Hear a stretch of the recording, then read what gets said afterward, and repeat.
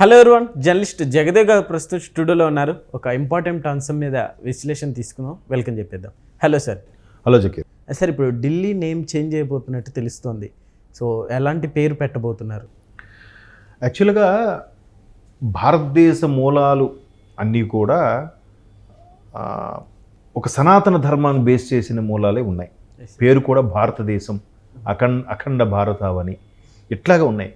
కాకపోతే దౌర్భాగ్యం ఈ బ్రిటిష్ వాళ్ళు పరిపాలించడం తర్వాత కొంతమంది మొఘలులు, సుల్తాన్లు, వీళ్ళందరూ ఎవరెవరో వచ్చి నచ్చినట్టుగా పేర్లు మార్చేసి మనం బలవంతంగా మత మార్పులు చేసేసి వాళ్ళకి నచ్చిన రాజధాని పేర్లు మార్చేసి చేశారు.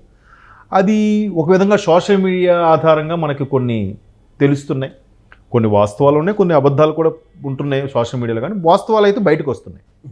సో ఢిల్లీలో ఈ చాందినీ చౌక్ లోక్సభ నియోజకవర్గం చెందిన ప్రవీణ్ ఎవరైతే ఉన్నారో ఎంపీ, ఆయన హోమ్ మినిస్టర్ అమిత్ షా గారికి, అలాగే రేఖా గుప్తా ఢిల్లీ సీఎం ఆవిడికి ఒక లేఖ రాశారంట. ఢిల్లీ అంటే ఒక ప్రత్యేకమైన అదొక రాజధాని మహానగరము, పైపెచ్చు రాష్ట్రం కూడా.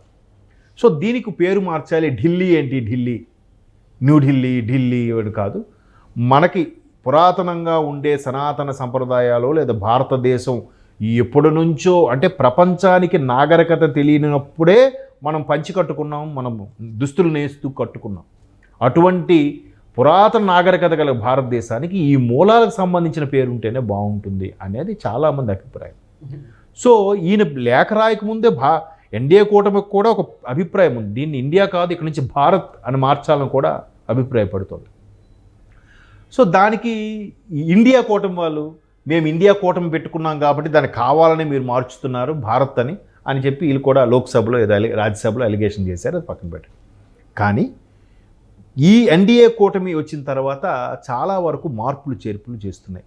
ఎక్కడ మూలాలు, ఇప్పుడు అయోధ్య ఉంది, రామ మందిరం. అయోధ్య అంటే మన మూలాలన్నీ రాముడికి, ఈ రాముడు పరిపాలించిన గడ్డ కాబట్టి ఆయనకి సంబంధించిన ఆ మూల నగరం ఏదైతే ఉందో, పురాతన నగరం అయోధ్యలో ఆయన మందిరం లేకపోతే ఎలా అని చెప్పి దాన్ని మొత్తాన్ని సాధించుకున్నారుగా. అందరం సాధించుకున్నామని చెప్పాలి. ఒక ఎన్డీఏ భాగస్వామి పెద్దపేట వేయొచ్చు, బట్ ప్రతి ఒక్క భారతీయుడు కోరిక కూడా అది. ఇకపోతే ప్రయాగ్రాజ్ అంటున్నారు. ఇప్పుడు కుంభమేళ, ప్రయాగ్రాజ్కి ఏమంటారు ఇప్పటికీ? అలహాబాద్ అని అంటున్నారు. దాన్ని వీళ్ళు వచ్చాక ప్రయాగ్రాజ్గా మార్చారు, అంతే కదా. సంగమం, ప్రయాగం, దాని పేరు అలా మార్చారు. తర్వాత కాశీ వెళ్ళడానికి ఎక్కువగా కొంతమంది ఢిల్లీ వెళ్తారు, హజరత్ నిజాముద్దీన్ సంథింగ్. కొంతమంది ఏంటది పండిట్ దీన్ దయాళ్ రైల్వే స్టేషన్లో దిగుతారు. దిగి అక్కడ నుంచి కాశీకి జస్ట్ 20 కిలోమీటర్లు 15 కిలోమీటర్లు ఉంటుంది. ఆటోలోను బస్సులో వెళ్తారు. బట్ దాన్ని మొఘల్ సరాయ్ అనేవారు, మొఘల్ సరాయ్. సో దాన్ని కూడా ఇప్పుడు పండిట్ దీన్ దయాళ్ ఉపాధ్యాయ పేరుతో పండిట్ దీన్ దయాళ్ స్టేషన్గా మార్చారు. ఆ ఊరి పేరును కూడా మార్చారు. సో చాలా వరకు మనకి మూలాలు అవి ఉండేవి, అవి మార్చేస్తున్నారు. ఇప్పుడు చెన్నపట్నం అనేవారు మద్రాస్ని, చెన్నపట్నం, దాన్ని మెడ్రాస్ ఏవో మార్చారు. బట్ పూర్వ పేరు చెన్నపట్నమే, దాన్ని మళ్ళీ ఇప్పుడు చెన్నైగా మార్చారు. ఇప్పుడు బొంబాయి ఉంది, దాన్ని ముంబాయి ఎందుకు మార్చాల్సిందే, ముంబాయి అనే అమ్మవారి పేరు మీద. అట్లా ఒక్కొక్కటిగా కొన్ని మాడిఫికేషన్స్ చేస్తున్నారు. అలాగే ఇండియాకి భారత్ అని పేరు పెట్టాలనుకున్న తలంపు కూడా ఉంది. అయితే ఇప్పుడు ఢిల్లీని మనం ఇప్పుడు తెలుగు వార్తా పేపర్లో కానీ తెలుగు న్యూస్లో కానీ మీరు చూస్తే చాలామంది జర్నలిస్టులు ముఖ్యమంత్రి హస్తినకు పయనం అయ్యారని రాస్తారు. హస్తిన అంటే ఒకప్పుడు భారతదేశం పరిపాలించే ఈ భరతవంశం ఏదైతే ఉందో, అంటే ద్వాపరయుగంలో, అంతకుముందు రాముడు త్రేతాయుగంలో, ద్వాపరయుగంలో ఈ భరతవర్షం అని అంటారు. ఇప్పుడు మనకి మంత్రాల్లో చదివినప్పుడు చూసారా, భరతవర్షే భరతఖండే అని కూడా చదువుతారు. సో అలాగా భరతుడు అంటే ఎవరు, ఈ దాని పేరేంటి, శంతనుడి యొక్క తండ్రి. భారతం మూలం మనకు చూస్తే భరతుడు, శంతనుడు, ఆ తర్వాత శంతనుడు కడుపున భీష్ముడు, ఇట్లా ఒక ఉంటుంది సంథింగ్. నేను ఆర్డర్ మిస్ అయ్యానేమో. సో ఆ భరతుడు పరిపాలించిన భరతవర్షం, భరత భూమి కాబట్టి భారతదేశం అయింది. అలాగే ఆ వాళ్ళ హయాంలోనే ఢిల్లీ అని ప్రస్తుత పేరున్న ఢిల్లీని హస్తినాపురం, పురం అంటే నగరం అని, హస్తినాపురంగా దాన్ని రాజధానిగా చేసి ఈ అఖండ భారతావని పరిపాలించారు. సో దానికి హస్తినా అని పేరు పెట్టే కన్నా ఆ చాందినీ చౌక్ ఎంపీ ఏమి రిక్వెస్ట్ చేస్తున్నారంటే ఇంద్రప్రస్థ అని పెట్టండి, చాలా బాగుంటుంది. ఇంద్రప్రస్థానం అంటే మనకి విజయవాడ దాని అంటుంటారు. అది ఇంద్రకీలాద్రి, విజయవాడ అమ్మవారి కొండ పేరు ఇంద్రప్రస్థ అంటే ఇంద్రుడు పరిపాలించిన సభ, ఇంద్రప్రస్థ అంటారు అది.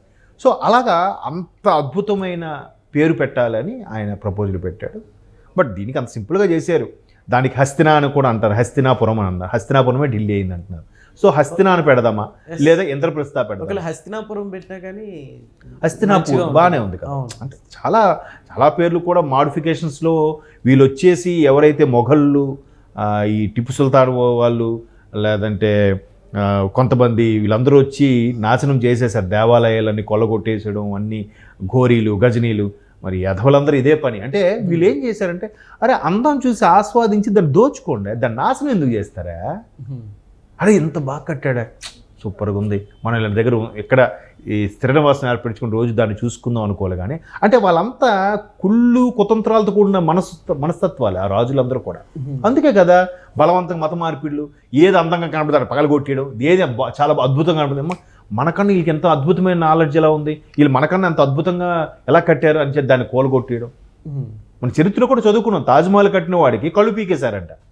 అని ఎంత అందమైనది మళ్ళీ వాడు ఎక్కడ కట్టకూడదు అని. అదే దుర్బుద్ధే చెప్పు. సో ఇట్లాంటివన్నీ మెల్లమెల్లగా ఒక విధంగా కూటమి ప్రభుత్వం ఒక్కొక్కటి మాడిఫికేషన్ చేసుకుంటూ వస్తుంది. ఒకేసారి చేయడానికి కూడా ఛాన్సెస్ లేవు. వాళ్ళని ఎన్నని చేస్తారు? చిన్నదా అఖండ భారతావని, 150 కోట్ల జనాభా గల దేశం. చాలా జాగ్రత్తగా ఆచితూచి అడుగులు వేస్తూ ఒక్కొక్కటి మాడిఫై చేయాలి. ప్రపోజల్ ఉంది, చేస్తుంది కూడా.